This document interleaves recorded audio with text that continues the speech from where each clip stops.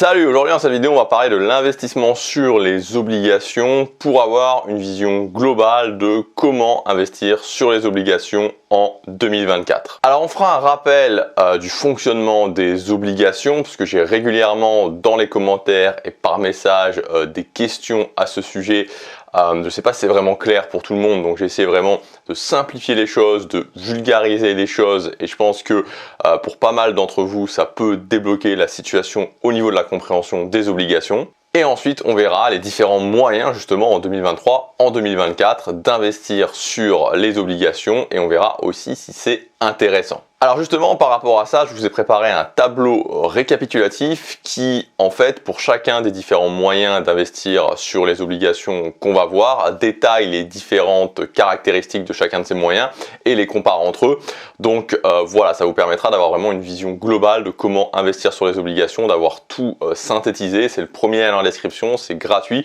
Je vous invite à le télécharger maintenant puisque dans la vidéo, quand on va passer justement chacun de ces moyens en détail, je pense que ça sera assez intéressant pour vous d'avoir vraiment le visuel avec ce tableau. Pour commencer, pourquoi investir sur les obligations? Tout simplement parce qu'il s'agit d'actifs qui sont dans la catégorie sécuritaire, qu'on pourrait comparer, alors pas tout à fait mais d'une certaine façon, à l'assurance vie en fonds euros ou au livret A. Et depuis cette année, les rendements deviennent encore plus intéressants. Alors pour comprendre pourquoi, il faut remonter quelques mois en arrière quand l'inflation a commencé à beaucoup augmenter avec 5,2% d'inflation en 2022. La BCE a été obligée de relever ses taux directeurs. Ils sont aujourd'hui supérieurs à 3,5%. Et ce qu'il faut bien comprendre, c'est que les taux directeurs de la BCE ont un impact direct sur les taux d'intérêt du marché. Quand la BCE augmente ses taux directeurs, cela entraîne une augmentation des taux d'intérêt sur le marché interbancaire. Cela va donc avoir un impact sur les nouvelles obligations.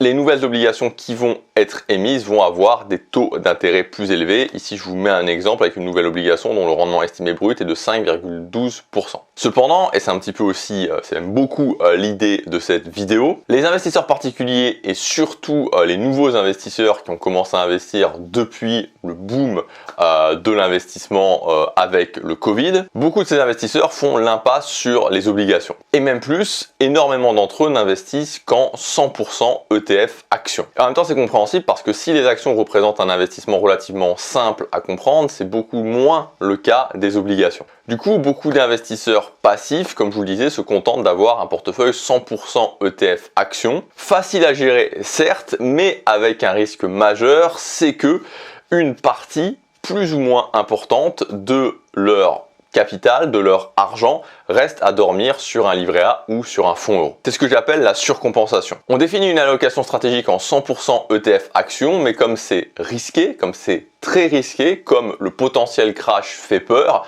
on va surcompenser avec des actifs très sécuritaires type livret A ou fonds euro. Et ce qu'il faut bien comprendre, c'est que ce phénomène de surcompensation fait partie de ces petites choses vicieuses en bourse. On n'y prête pas forcément attention, c'est difficile de s'en rendre compte, mais un petit peu à l'image des 1% de frais de gestion qui viennent rogner votre performance, c'est la même chose pour la surcompensation. Alors, histoire d'en prendre conscience, juste un petit comparatif rapide sur 10 ans entre un portefeuille modéré, 40% rendement et 60% sécuritaire, et un investissement 100% ETF actions. Pour le portefeuille modéré, j'ai repris celui que j'avais fait dans la vidéo Investir avec seulement 10 ans devant soi, dont le backtest indiquait 8,67% annualisé. Si vous voulez avoir plus d'informations sur ce portefeuille, vous pouvez retourner voir cette vidéo. 100 000 euros investis sur ce portefeuille vous aurez donné au bout de 10 ans 229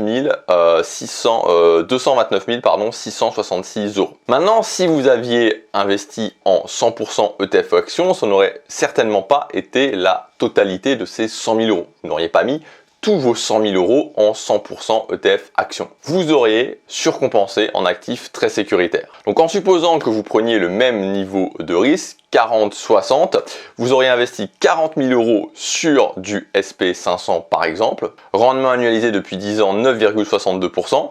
Donc au bout de 10 ans, vos 40 000 euros investis sur ce SP500 vous aurez rapporté 100 221 euros. Et même si on ajoute ce qu'auraient rapporté les 60 000 euros restants placés sur un fonds euro à, disons, 2,5%, le total ne ferait que 177 026 euros. encore loin des 229 666 € du portefeuille qu'on a vu précédemment. Alors ici, je voulais simplement vous donner justement un exemple de ce que ça peut faire de surcompenser. On croit qu'on est en 100% ETF action, mais en fait on ne l'est pas vraiment puisque une grande partie de son patrimoine est sur des actifs sécuritaires, très sécuritaires. Alors peut-être que vous allez me dire que vous ne surcompenserez pas, ou pas autant. Et je vous répondrai peut-être ou peut-être pas, et c'est d'autant plus dur quand les sommes augmentent, quand son patrimoine grandit, d'investir tout en ETF action, voire même quasiment impossible, à moins de passer par des niveaux de stress qui peuvent être importants, voire très importants. Dans tous les cas, ce qu'il faut retenir, c'est que notre allocation stratégique, c'est-à-dire la répartition entre actifs risqués et actifs sécuritaires, il faut la définir et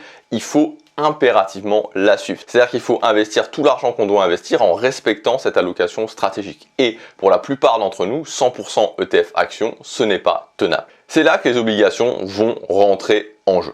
Alors on va commencer avec la partie numéro 1, comprendre le fonctionnement des obligations. Alors une obligation, c'est un prêt. Quand vous achetez 100 € d'obligation, vous prêtez 100 € à un État ou à une entreprise. La première conséquence, c'est que puisque c'est un prêt, l'entreprise ou l'État à qui vous avez prêté vous remboursera la totalité de votre argent. Quand?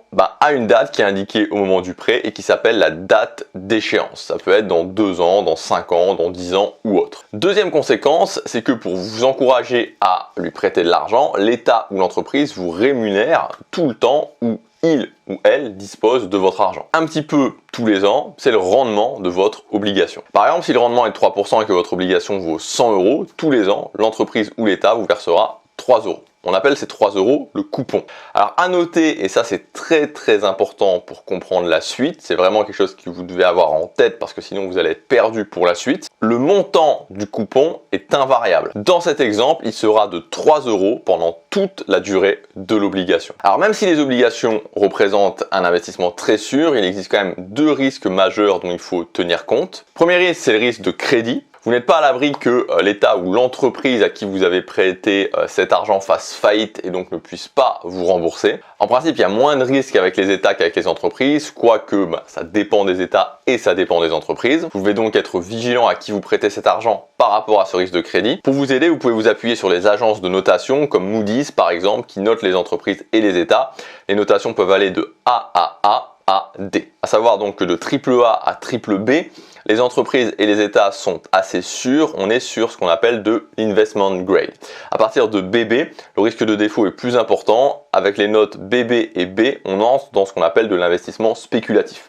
À partir de C, le risque de crédit est une possibilité réelle à vraiment prendre en compte. Deuxième risque, c'est le risque de taux. Il est dû, comme on l'a vu en début de vidéo, aux variations des taux d'intérêt et porte sur le prix des obligations. Alors, petite parenthèse, on ne va pas rentrer dans le détail, sauf pour les obligations à taux variable. Pour que ce soit plus clair, on va prendre un exemple. En 2022, vous avez acheté une obligation 100 € au taux de 3%.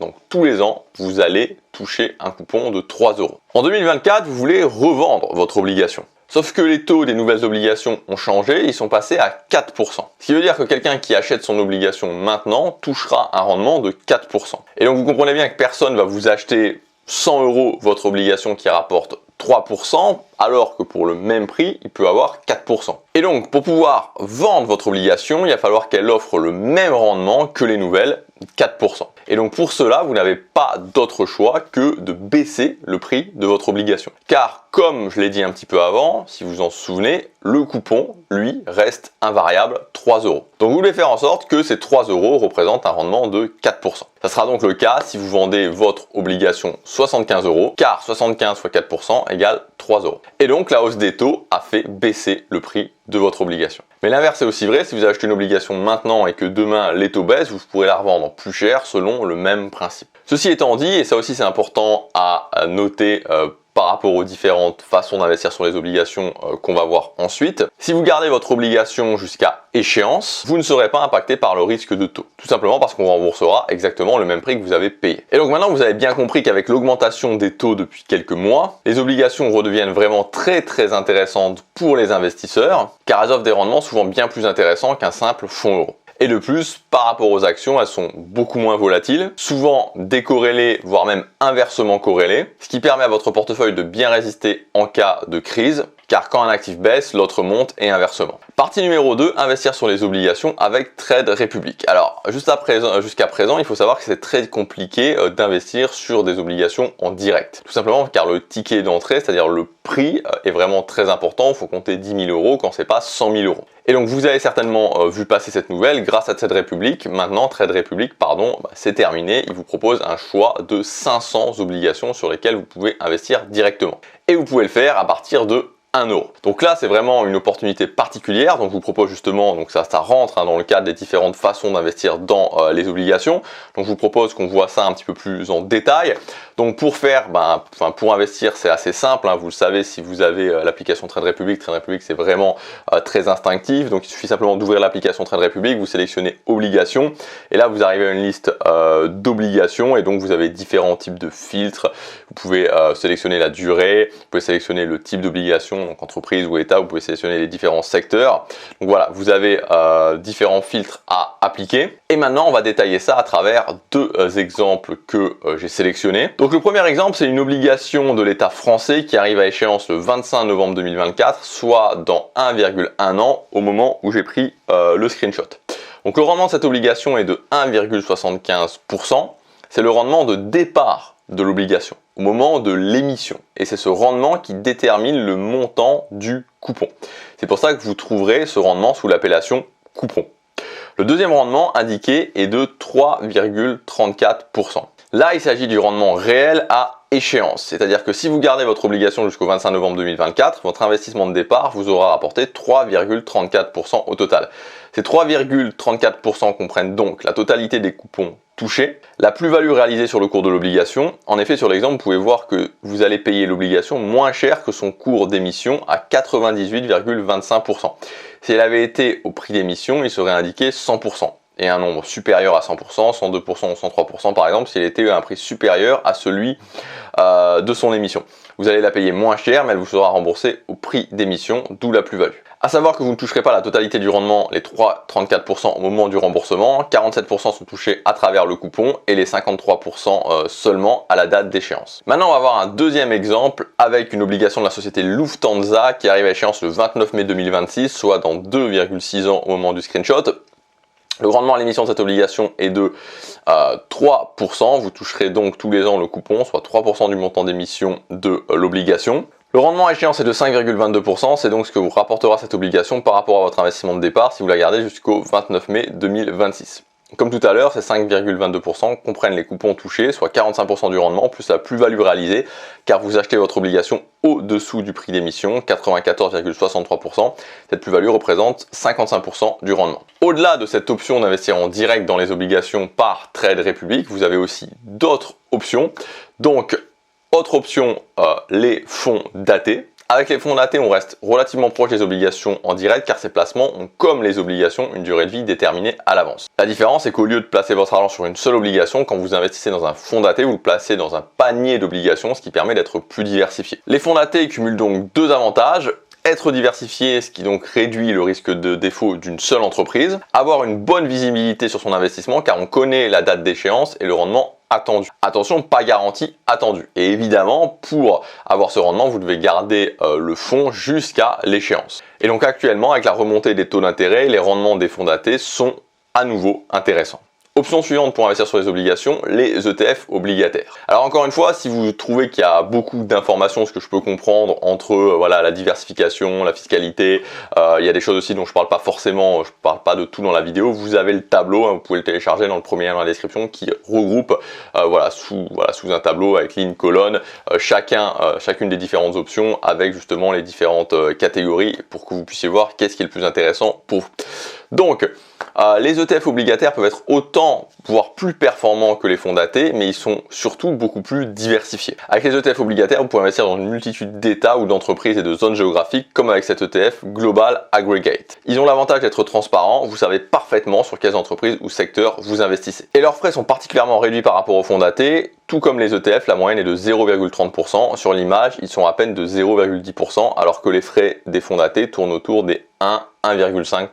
En revanche, et ça c'est quelque chose de très important à comprendre, la différence majeure entre ETF obligataire ou obligation / fonds daté, c'est qu'un ETF obligataire n'a pas de date d'échéance. La durée de vie d'un ETF obligataire est illimitée, enfin en tout cas c'est la durée de vie de l'ETF. Et il se contente de suivre un indice. Comme pour les fonds datés, du fait de la diversification, le risque de défaut d'une seule entreprise est dilué par toutes les entreprises qui le composent. Pour qu'il y ait un risque de défaut avéré, il faudrait que toutes les entreprises fassent faillite en même temps, ce qui est peu probable. En revanche, et c'est important à noter, il y a un risque de taux. C'est-à-dire que quand les taux vont augmenter ou baisser, ça va influer sur le prix de votre ETF à la hausse ou à la baisse, en inverse de l'évolution des taux. Et donc ça va influer sur le rendement de l'ETF. C'est pour ça que le rendement d'un ETF obligataire n'est pas fixe mais variable d'une année à l'autre. Ceci dit, on est très loin des variations de rendement des ETF actions. Les ETF obligataires les plus volatiles tournent autour de 8-9% contre 15-20% toujours en moyenne pour les actions. C'est pour ça qu'ils sont extrêmement intéressants dans une optique de diversification et de stabilisation d'un portefeuille. Et enfin, pour conclure, les ETF obligataires à maturité. Alors c'est une nouveauté de 2023, BlackRock vient de proposer des ETF obligataires avec une date d'échéance. Ce sont les ETF iBonds.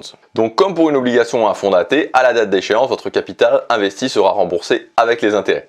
Ces ETF cumulent donc les avantages des ETF obligataires, très grande diversification, frais très faibles, ici 0,12%, et des fonds datés, date d'échéance, donc rendement connu à l'avance. A noter que le rendement des iBonds est dans la fourchette des rendements des fonds datés. Ici, on voit qu'il est à 4,38%. Et enfin, pour terminer, je voudrais qu'on conclue sur l'investissement dans les obligations en direct sur Trade Republic. Donc, de voir si concrètement c'est intéressant, c'est pas intéressant, de voir en tout cas les points sur lesquels il faut avoir une vigilance. Donc, qu'est-ce qu'il faut retenir sur cette possibilité offerte par Trade Republic d'investir sur des obligations en direct à partir de 1 euro? Donc déjà, comme pour tout investissement, faites bien attention aux frais. Les frais prélevés par Trade Republic sont de 1 euro pour chaque achat. Ce qui veut dire que si vous achetez pour 1 euro, les frais correspondront à 100%. Donc pour 100 euros, les frais seront de 1% et pour 1000 euros, donc ils seront de 0,1%. Ensuite, la fiscalité. Le rendement annoncé est brut de fiscalité. Comme c'est sur CTO, il faudra penser à retirer la flat tax de 30% pour avoir le rendement net, à moins que votre TMI soit inférieur à 12,8%. Mais par exemple, pour le rendement de tout à l'heure, à 5,22%, si vous retirez 30%, cela donne un rendement net de 3,65%. Ensuite, il faut savoir que vous investissez pas évidemment sur une obligation complète, puisque le prix de l'obligation, le prix des obligations, eux, n'a pas changé. Donc c'est la proposition que fait Trade Republic, ce sont des fractions d'obligations. Donc ça pourrait éventuellement poser problème le jour où vous voudriez quitter Trade Republic, transférer votre CTO. Et enfin, évidemment, quand vous investissez de cette façon-là, vous n'investissez que sur une seule entreprise. C'est donc beaucoup moins diversifié que quand vous investissez sur des fonds, que ce soit fonds datés ou que ce soit ETF obligataires. Évidemment, il faudra bien penser à se diversifier, il faut faire aussi attention à ce point-là. Voilà pour cette vidéo, j'espère qu'elle vous aura donné une vision d'ensemble de ce qu'il est possible de faire avec les obligations au sens large, que ce soit obligations, fonds datés, obligataires à échéance, ETF obligataire à maturité. Voilà, selon moi, c'est vraiment, et d'autant plus maintenant, un actif qu'il faut intégrer dans sa stratégie, dépendant évidemment de sa stratégie, dépendant de son profil, dépendant de son horizon de placement. Il faut bien combiner ça suivant sa stratégie, mais voilà, ça devient, je trouvais déjà avant que c'était quelque chose qui était intéressant, mais ça devient vraiment très très intéressant. Pour justement l'intégrer plus facilement à votre stratégie, vous avez le tableau qui résume tout avec les différentes possibilités, la fiscalité, toutes les choses dont il faut tenir compte. C'est le premier lien dans la description, c'est gratuit, je vous laisse télécharger ça et je vous dis à bientôt pour la prochaine vidéo. Salut!